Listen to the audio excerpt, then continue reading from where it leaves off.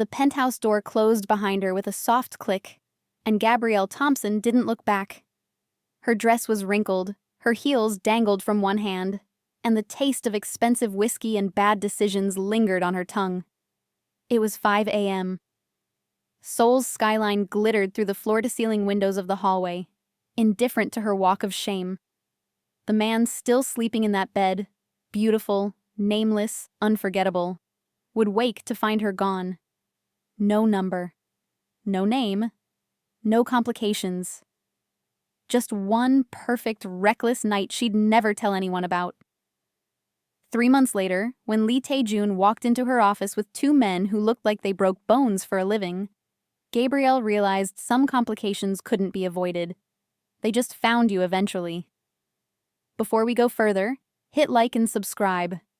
You won't want to miss what happens next. But it actually began 4 months earlier.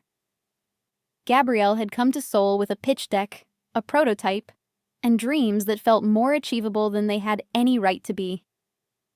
Her app, Safari Connect, was designed to revolutionize how African businesses connected with international investors. Born from her own struggles trying to find funding in Nairobi, built with money scraped together from 3 jobs and her grandmother's blessing, it was her entire world compressed into lines of code.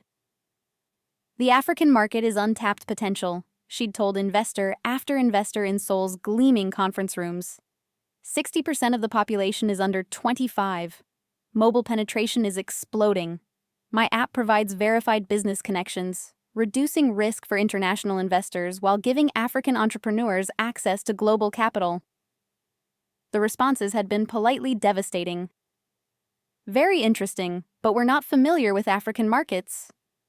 Perhaps when you have more traction. Have you considered starting smaller? Maybe just Kenya? By day 5, Gabrielle sat alone in her modest hotel room, staring at her dwindling bank account and the plane ticket home she couldn't afford to change. She'd spent everything on this trip: the flight, the hotel, the professional clothes, the pitch materials. She'd bet everything on Seoul and lost. That night, she went to a bar in Gangnam, the kind of place where drinks cost more than her hotel room. She couldn't afford it, but she also couldn't face another night alone with her failure. "You look like you're either celebrating or drowning," a voice said in perfect English. Gabrielle looked up from her 3rd glass of wine to find a man standing beside her bar stool. Korean, probably early 30s, wearing a black suit that screamed money and danger in equal measure. Sharp jawline, dark eyes that saw too much, lips curved in a smile that was more challenge than invitation. "Drowning," she admitted, the wine loosening her usually careful tongue. "Definitely drowning." "Then you're doing it wrong. Drowning requires harder liquor." He signaled the bartender, ordered something in Korean. 2 glasses of amber liquid appeared. "Soju and whiskey. If you're going to drown your sorrows in Seoul, do it properly." "I don't usually drink with strangers." "Good policy. I'm Tae-Joon. Now we're not strangers." "That's not how it works." "Isn't it?"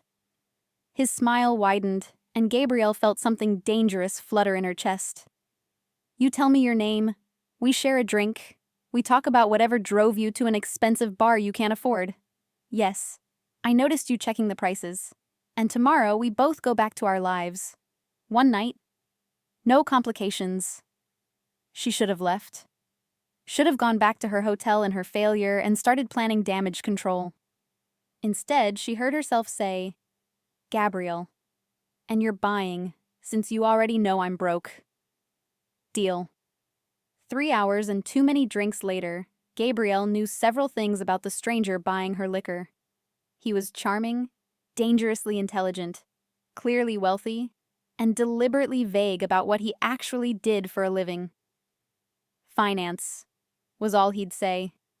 "I help people solve money problems." That's the vaguest job description I've ever heard. I could say the same about tech entrepreneur. His hand had somehow ended up on her knee, warm and possessive. "You're in Seoul chasing investors and failing. That's all you've told me. There's not much else to tell. I built something I believe in." The world disagrees. The alcohol made her honest. I should go home, admit defeat, get a normal job, stop dreaming so big. Or, Tae-Joon leaned closer, his breath warm against her ear. You could stop thinking about tomorrow and focus on tonight. When was the last time you did something just because you wanted to? Not because it was smart or strategic or part of a plan. I don't remember. Then let me remind you.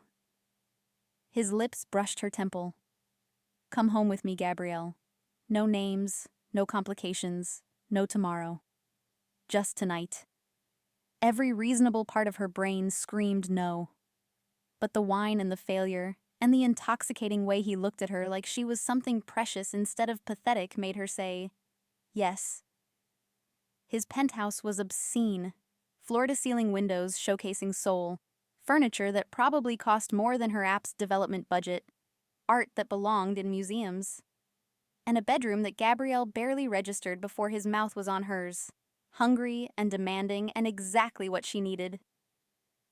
They didn't talk, didn't exchange numbers or social media handles, just touched and tasted and lost themselves in each other like the world outside didn't exist.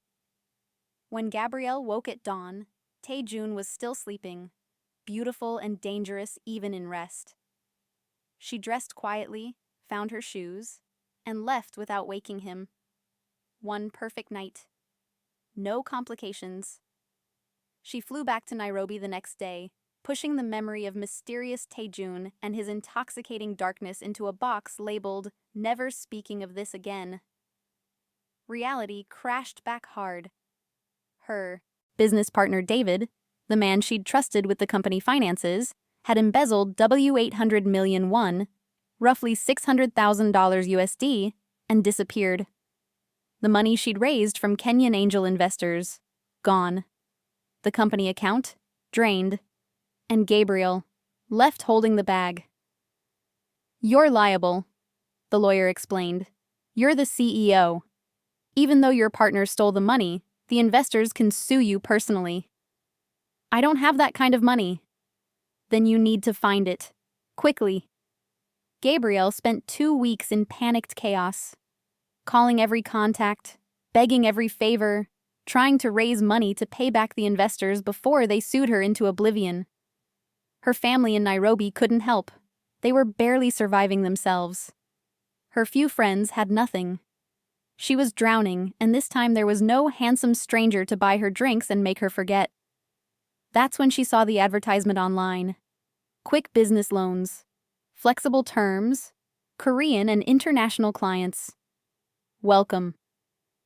The company was called Shinhwa Financial Services.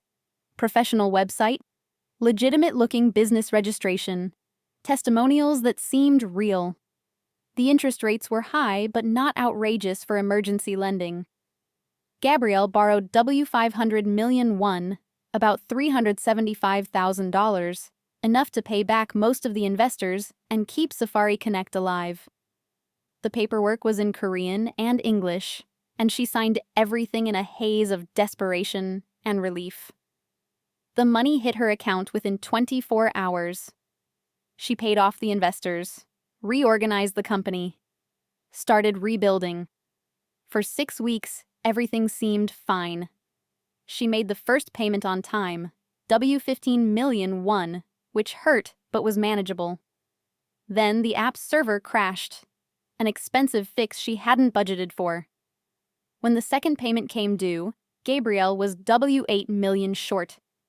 She called Shinhwa Financial, explained the situation, asked for a 2-week extension. Of course, Miss Thompson, the pleasant woman on the phone said. We'll send a representative to discuss the matter. What's your office address? Relief flooded through her. Thank you so much. I just need a little more time.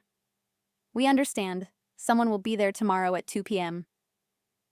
The representative who showed up was not what Gabrielle expected. 2 men in black suits entered first. Massive, silent, with the kind of faces that suggested they'd seen and done terrible things. They positioned themselves by the door like guards. Then he walked in. Tall, expensive suit, sharp features, dark eyes that tracked her like a predator spotting prey. Tae-Joon, the man from that night. The nameless stranger she'd slept with and left behind. The one perfect, reckless mistake she'd made in Seoul. He stopped dead when he saw her. Every muscle in his body tensed. And then his expression shifted from shock to something dark and possessive that made Gabrielle's blood run cold. "Hello, Gabrielle," he said softly. "Funny meeting you here." Her mouth opened, closed. No sound came. Out. Behind her, her two employees, Mary and Joseph, young developers she'd hired fresh from university, looked confused. "You two know each other?" Mary asked. "We've met," Tae-Joon said, never breaking eye contact with Gabrielle. "Though we never properly exchanged names. How rude of us." He smiled, and it was all teeth. "I'm Tae-Joon. I own Shinhwa Financial Services. And apparently, Miss Thompson owes me money." The world tilted. Gabrielle grabbed her desk for support. You're the loan shark?" "Loan shark is such an ugly term. I prefer alternative financial services provider." He moved into her office like he owned it, examining her workspace, her struggling business, her. "You disappeared that morning without a word. I looked for you. Spent weeks trying to find the woman who'd walked away from my bed without even leaving a name. And now, here you are. In debt to me. Isn't fate interesting? This is a coincidence. I didn't know. I believe you, which makes it even more delicious." He leaned against her desk, too close. "So let's talk about your debt, Gabrielle. You borrowed $500 million. You've made one payment. You're now $8 million short on payment 2. And given your company's financial state, I'm guessing payment 3 will be even harder. I just need time. The app is growing. I have new clients. I can..." "You can't." His voice was gentle, which somehow made it worse. "I've reviewed your financials. Safari Connect is bleeding money. You're 3 months from bankruptcy. And when that happens, you'll still owe me $485 million 1 plus interest that compounds daily." Gabrielle's hands shook. "What are you saying?" "I'm saying you have 2 choices. Default on the loan, file for bankruptcy, and I'll seize everything you own, including your passport, since you signed documents agreeing to Korean jurisdiction. You'll be stuck in Seoul, penniless, probably facing legal action. Or," his smile was predatory, "or you come work for me, directly. As my personal assistant, companion, and whatever else I need. Your salary goes toward the debt. When it's paid off, probably in about 3 years, you're free." 3 years? Interest is a bitch, and my rates aren't as friendly as my website suggested. He stood, moving into her space. "But here's the interesting part, Gabrielle. That night, our night. I've thought about you every single day since. You walked away like I meant nothing. Like what we had was nothing. No woman's ever done that to me before." "Because you terrify them?"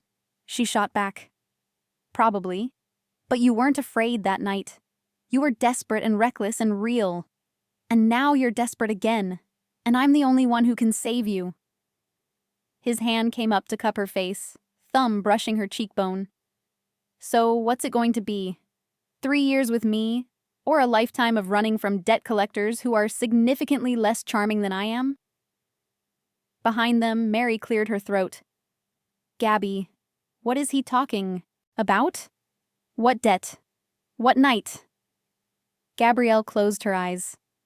When she opened them, Tae-Joon was still there, still watching her with those dark, knowing eyes, still holding her face like he owned her already. "Can I speak with you privately?" she asked. "Of course." "Gentlemen," he addressed his guards, "wait outside. Miss Thompson and I have business to discuss." After her employees and his men left, Gabrielle rounded on him. "You can't be serious. You want me to work for you? To be what, your indentured servant? For 3 years? I'm very serious. An indentured servant is harsh. Think of it as employment with intimate benefits. You want sex as payment. I want you in my life, Gabrielle. How that manifests is negotiable.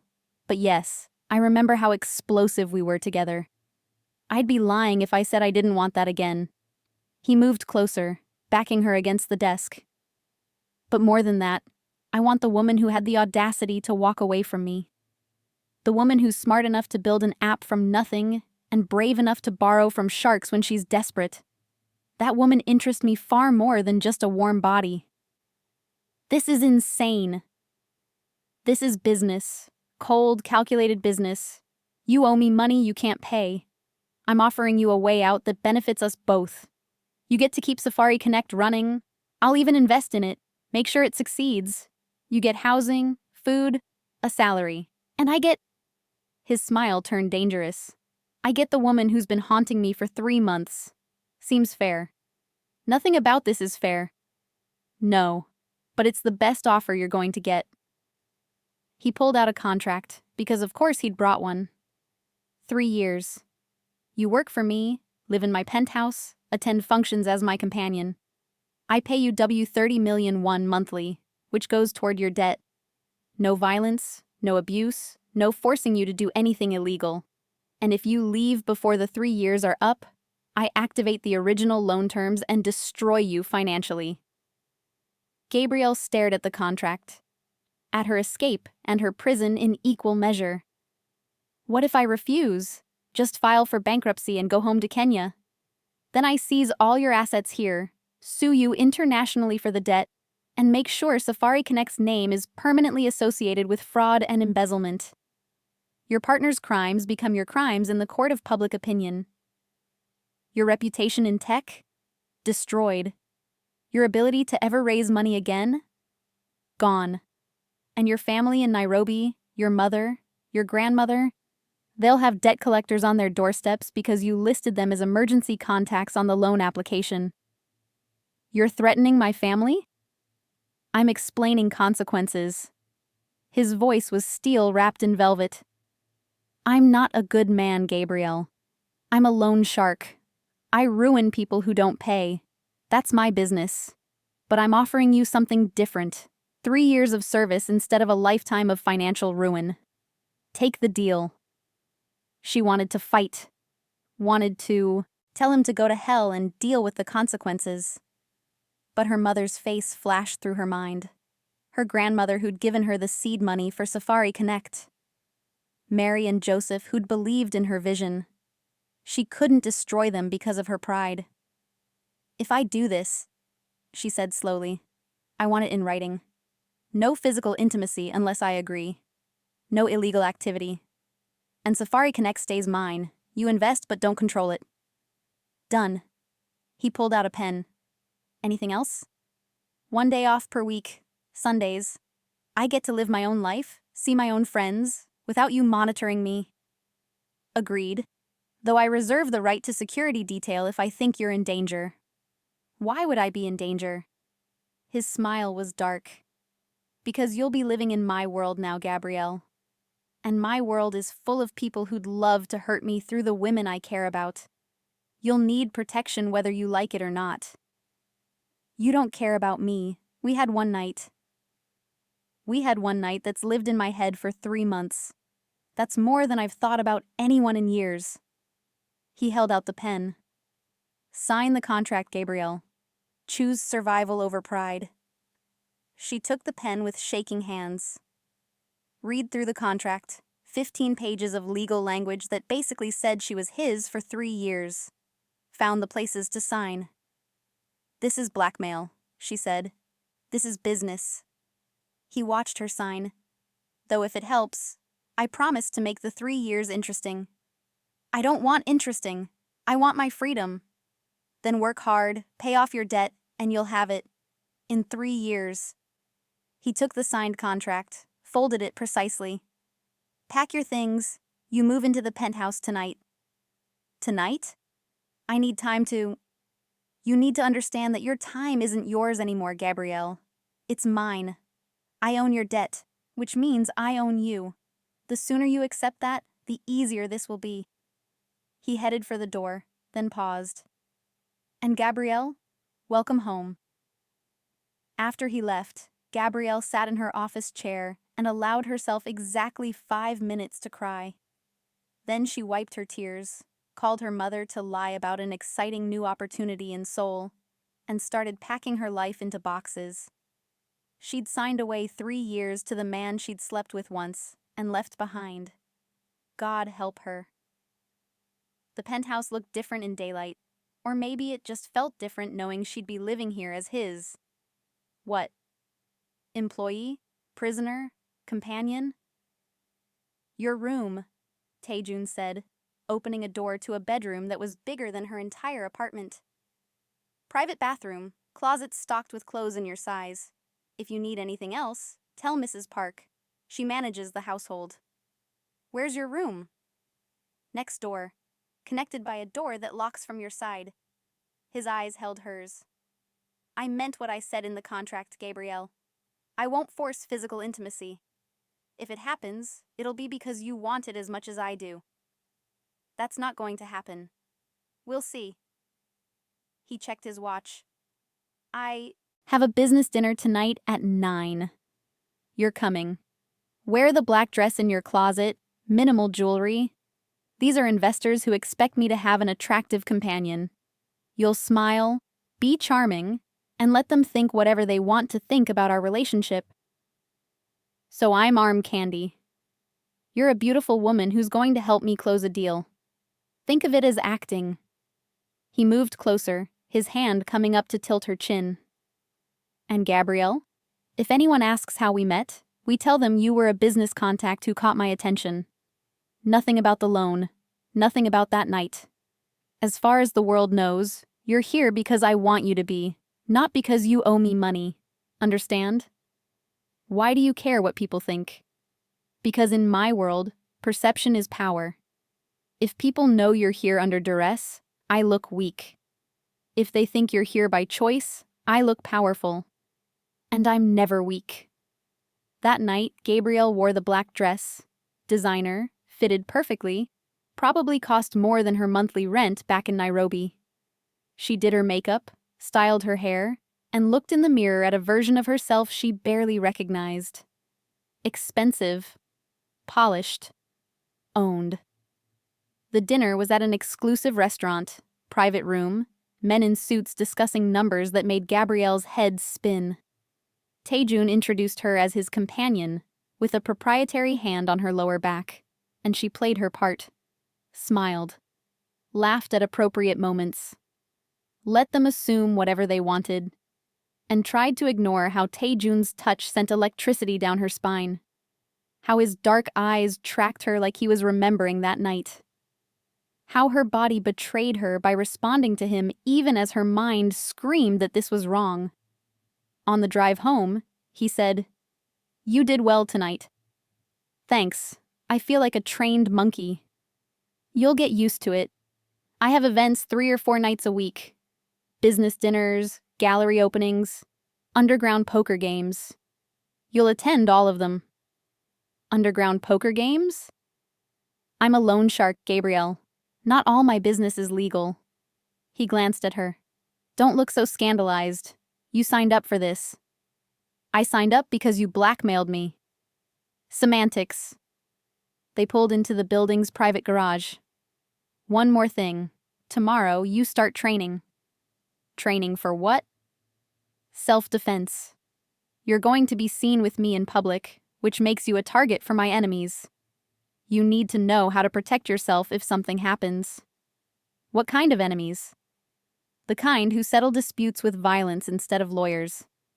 The kind who wouldn't hesitate to kidnap or hurt you to get to me." His voice was matter of fact. "This is my world, Gabrielle. And now it's yours too. You'll learn to survive in it, or you'll become a liability I can't afford." "Comforting? I'm not here to comfort you. I'm here to own you for 3 years and keep you alive while I do it. The sooner you accept that reality, the better." In her new bedroom that night, Gabrielle lay awake, thinking about the next 3 years.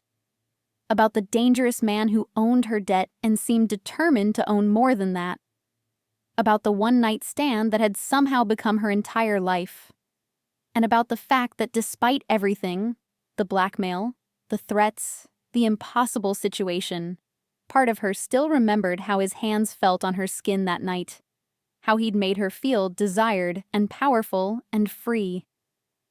That part terrified her more than anything else. The first month was an education in Tae-Joon's world. The self-defense training was brutal. An ex-military instructor named Kang put Gabrielle through hours of drills. How to break holds, where to strike for maximum damage, how to spot danger before it reached her. Her body ached constantly, but she learned. "Good," Kang said after she successfully defended against a surprise attack. "You're not helpless anymore. That'll keep you alive." The social events were equally brutal in their own way. Gabrielle learned to navigate rooms full of criminals dressed in expensive suits, to smile while men discussed violence as casually as weather, to be decorative and silent unless Tae-Joon wanted her to speak. "You're learning," he commented after a particularly tense dinner with rival loan sharks. "You barely flinched when Kim Woo-jin threatened to cut off someone's fingers for late payment. I'm practicing internal screaming. As long as it stays internal, we're fine." But the worst part was living with him, sharing space with a man who was captor and temptation in equal measure. Tae-Joon was unfailingly polite. He never entered her room without permission, never touched her inappropriately, kept every promise in the contract. But he also watched her with dark, hungry eyes that remembered everything about their night together. And Gabrielle couldn't stop remembering either. The breaking point came 6 weeks in. They'd attended an underground poker game. Illegal, dangerous, full of people who made Tae-Joon look civilized by comparison. Gabrielle had worn another designer dress, played her role perfectly, and watched Tae-Joon win W200 million won without breaking a sweat. On the drive home, adrenaline still pumping through her veins, she snapped. "I can't do this anymore." "Can't do what?" "This! Pretending to be someone I'm not, smiling at criminals, living in your penthouse like a kept woman while my real life falls apart." Tae-Joon pulled the car over. They were on a quiet side street in Gangnam. "Your real life was falling apart before I entered it, Gabrielle. I'm the only reason Safari Connect still exists. I'm the reason your family isn't being harassed by collectors. I'm the reason you're not in a Korean prison for fraud. And I'm supposed to be grateful? You blackmailed me into this. I gave you an option. You could have refused, faced bankruptcy, gone home to Kenya in shame. Instead, you chose this. You chose survival. Don't blame me for your own decisions. You threatened my family." I explained consequences. "There's a difference." He turned in his seat to face her. "You want to know the truth, Gabrielle? Yes, I could have given you more time on the loan. Yes, I could have been more lenient. But when I walked into your office and saw you, the woman who'd haunted me for months, I didn't want to be lenient. I wanted you. So I did what I always do. I used leverage to get what I want. That's not romantic. That's psychotic. I never said I was romantic. I said I wanted you. There's a difference." His hand came up to cup her face, thumb brushing her cheekbone. "But here's what I didn't expect. I'd actually like you. Not just want you, like you. You're smart and fierce, and you challenge me. You haven't become submissive or broken despite everything. That makes you different from everyone else in my life. I'm not interested in being different. I'm interested in being free. Then work hard and pay off your debt. In 2 years and 10 months, you'll be free. Until then, you're mine." He leaned closer, his breath warm against her lips. "But Gabrielle, stop pretending you don't feel this. I see how you look at me. I see how you react when I touch you. You can hate the situation and still want me. Both things can be true. You're delusional. Am I? His lips brushed hers, barely a kiss. Tell me to stop and I will. Tell me you feel nothing and I'll believe you. She should have told him to stop, should have pushed him away and reminded him of the contract, the boundaries, the fact that this was wrong on every level. Instead, she kissed him back. It was angry and desperate and exactly like that first night, explosive, consuming, impossible to resist. His hands tangled in her hair, pulling her closer. Her hands fisted in his shirt, kneading him closer still. And for a few moments, nothing else existed except this. The chemistry that had brought them together, and the circumstances that kept them chained. When they finally broke apart, both breathing hard, Tae-Joon rested his forehead against hers. "Still think I'm delusional?" he murmured. "I think we're both insane." "Probably."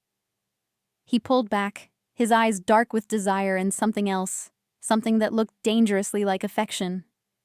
"But insanity can be fun. Come home with me, Gabrielle. Really come home.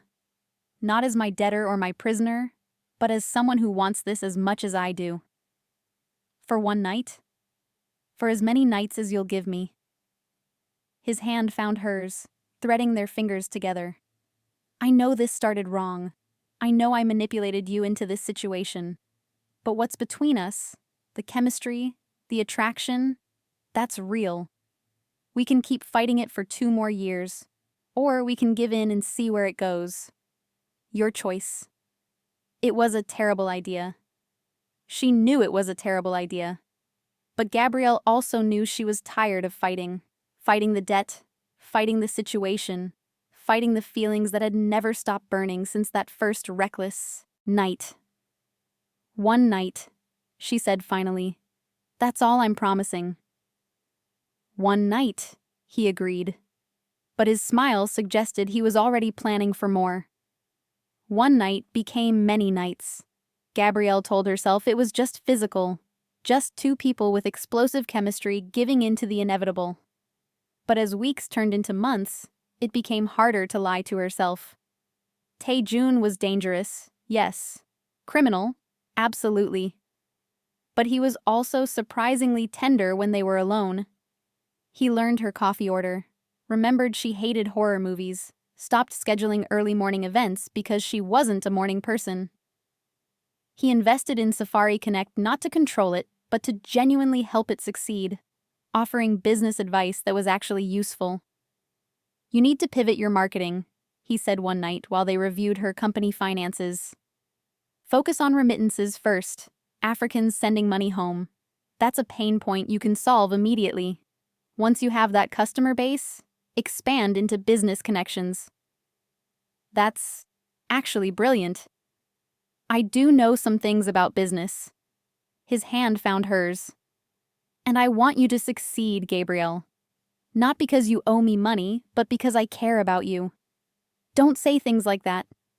"Why not? It's true." He pulled her closer. "I'm falling for you. Have been since that first night. I just didn't want to admit it because it made me vulnerable. But I'm done pretending. I'm in love with you." Gabrielle's breath caught. "Tae-Joon, you don't have to say it back.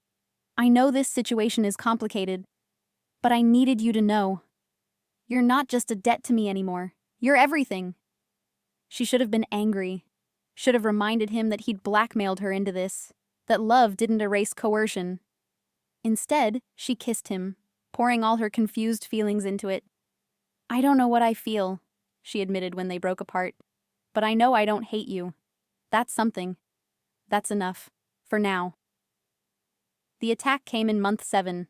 They were leaving a charity gala, legitimate society event where Tae-Joon laundered his money through donations, when 3 men in masks appeared from the parking garage shadows. Guns, knives, moving with the practiced efficiency of professionals. "Get down!"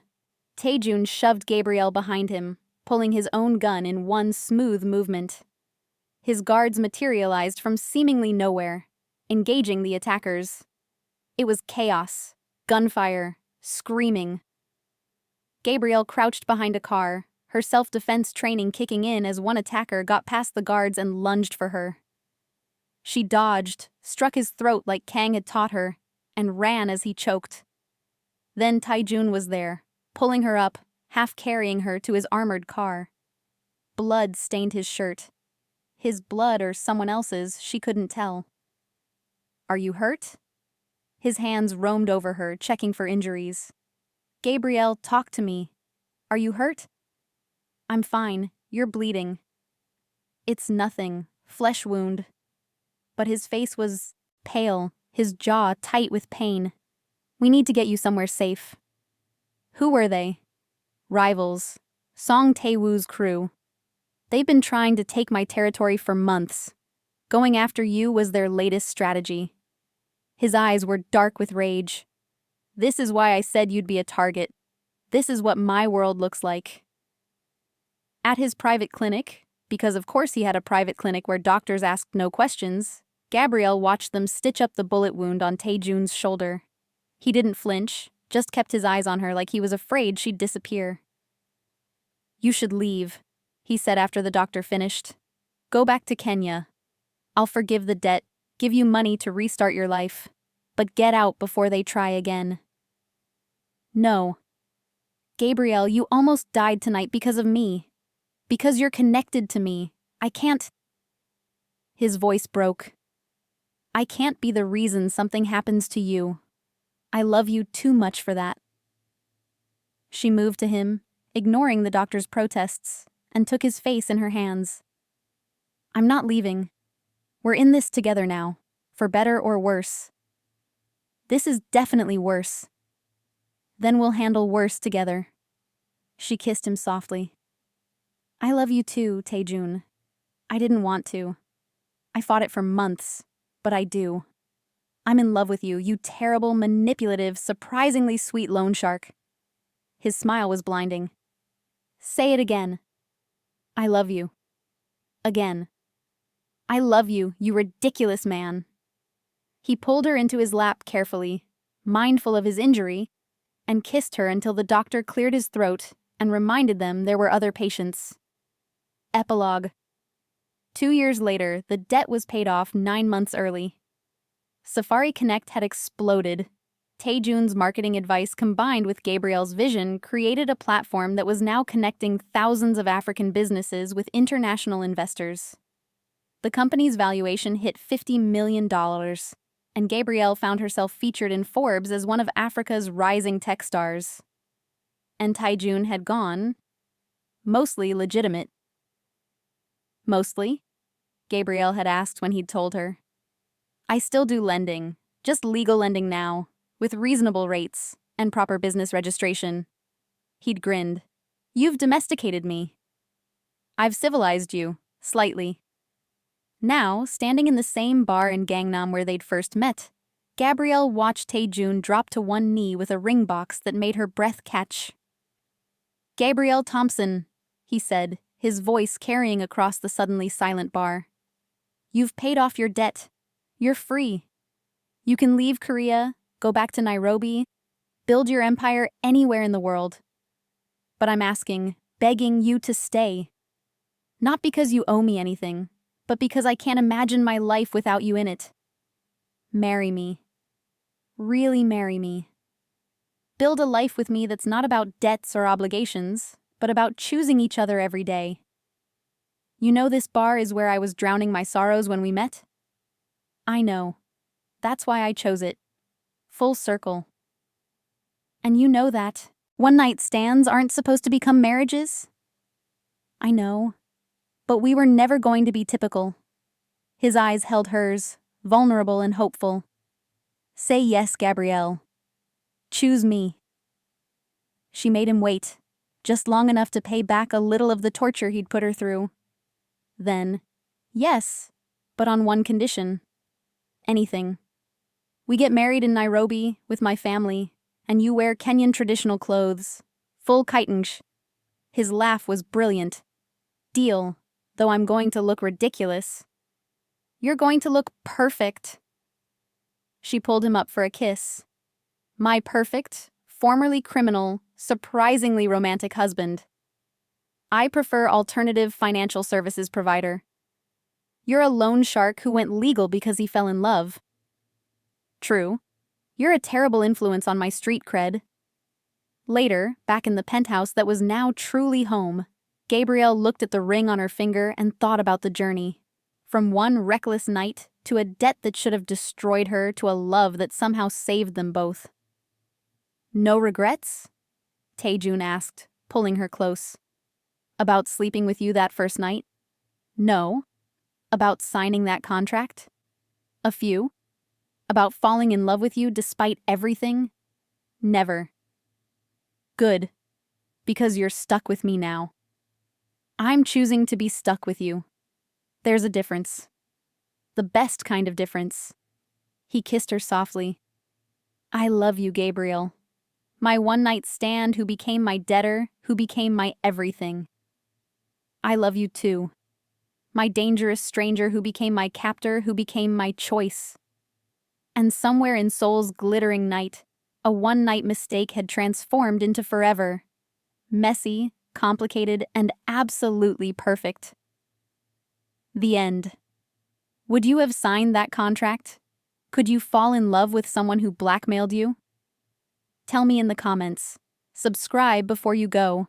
The next dangerous debt romance drops soon and you need to hear it.